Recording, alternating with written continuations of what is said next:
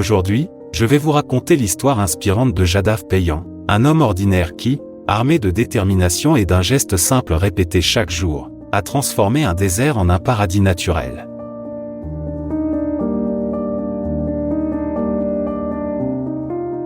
Dans les années 1970, Jadav Payan n'était qu'un adolescent vivant dans un petit village de l'État d'Assam, en Inde.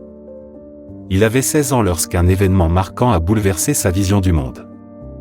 Un jour, en traversant une île de sable stérile le long du fleuve Brahmapoutre, il a été témoin de quelque chose de tragique. Des centaines de serpents morts, brûlés par la chaleur. Leur habitat naturel avait été détruit par la déforestation et l'érosion.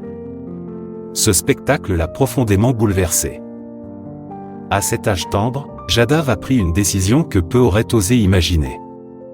Il allait redonner vie à cette terre.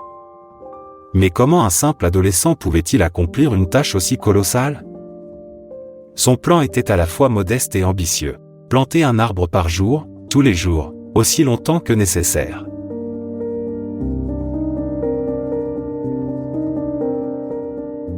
Armé d'une poignée de jeunes pousses et de graines, il s'est mis à l'œuvre.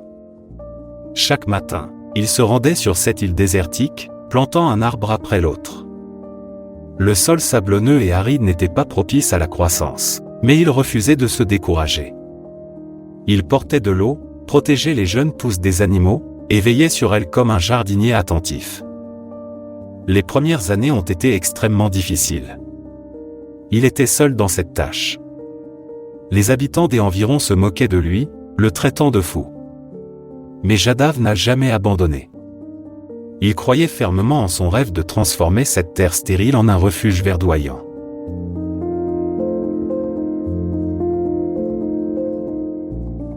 Les années ont passé, et son travail acharné a commencé à porter ses fruits. Là où il n'y avait autrefois que du sable et des buissons rabougris, des arbres robustes s'élevaient désormais vers le ciel. Peu à peu, la faune a commencé à revenir. Des oiseaux se sont installés dans les branches, suivis par des cerfs et des sangliers. Puis, de manière spectaculaire, des animaux plus grands ont trouvé refuge dans cette nouvelle forêt. Des éléphants, des rhinocéros, et même des tigres.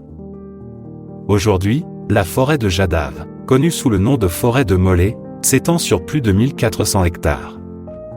Elle est devenue un écosystème complexe et florissant.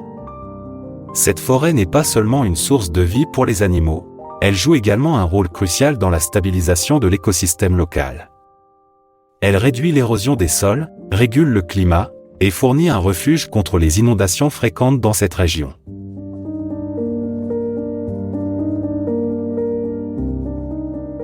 L'histoire de Jadav Payan ne s'arrête pas là.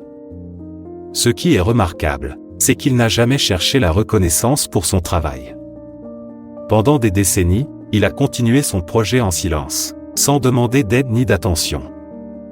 Ce n'est qu'en 2008 que son incroyable exploit a été découvert par les autorités et les médias, lorsqu'un groupe de forestiers, surpris par l'ampleur de la forêt, a demandé qui en était responsable. Depuis, Jadav est devenu une source d'inspiration à travers le monde.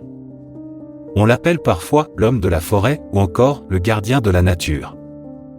Mais pour lui, il n'a fait que ce qu'il considérait comme juste: protéger la terre et laisser un héritage aux générations futures.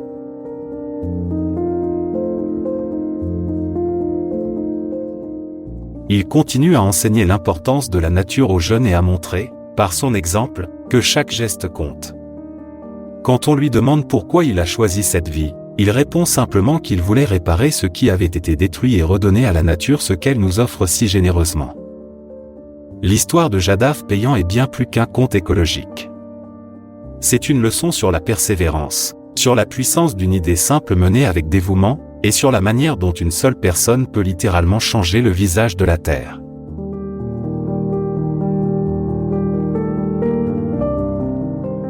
En regardant cette forêt aujourd'hui, il est difficile d'imaginer qu'elle est née des efforts d'un seul homme. Mais elle est aussi une preuve éclatante que même les plus grandes transformations commencent par un simple geste.